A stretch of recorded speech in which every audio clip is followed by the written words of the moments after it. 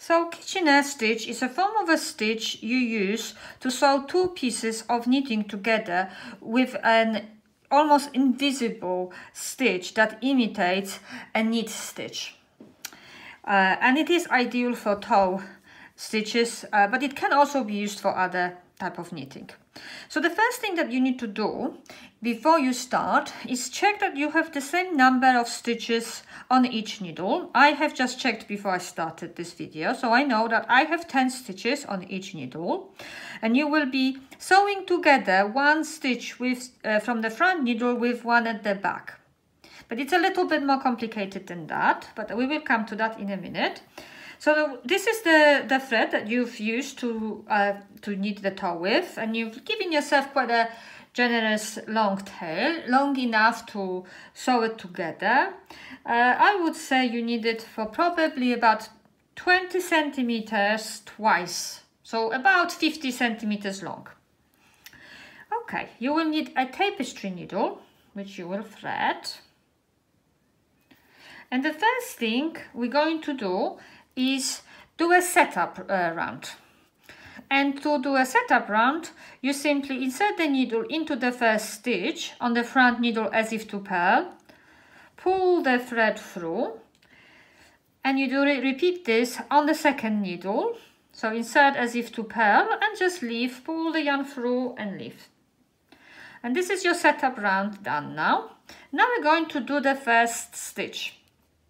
You will be repeating 4 stitches in a kind of a mantra, and once you memorize it, you will find it actually quite enjoyable, and you won't have to worry about looking it up every time.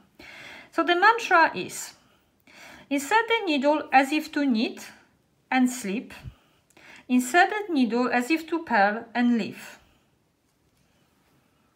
So you work 2 stitches on each needle. The 2 stitches on the front needle are done. Now we're doing the same, but in reverse order. The back needle starts with a purl. So insert as if to purl and slip, insert as if to knit and leave. And that is your 4 steps of kitchener stitch, which you will repeat until the very end. So knit, slip, purl, leave, purl, slip, knit, leave, knit, slip, purl, leave,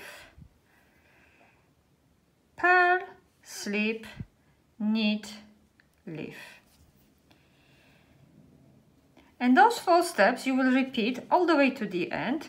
You can already see that you virtually can't see. These are all look like perfect knit stitches. So it's a great way of sewing. So just try to memorize the 4 steps. On the front needle, knit off the needle, purl on the needle, and the back needle, purl off the needle and knit on the needle. So let's carry on for a little bit longer. Knit and slip, purl and leave, purl and slip, knit and leave, knit and slip, purl and leave, purl and slip, knit and leave. It might be helpful for you to write this down to begin with, so you can just write it down, in a very short word, so it's easy to memorize. Knit, slip, purl, leave,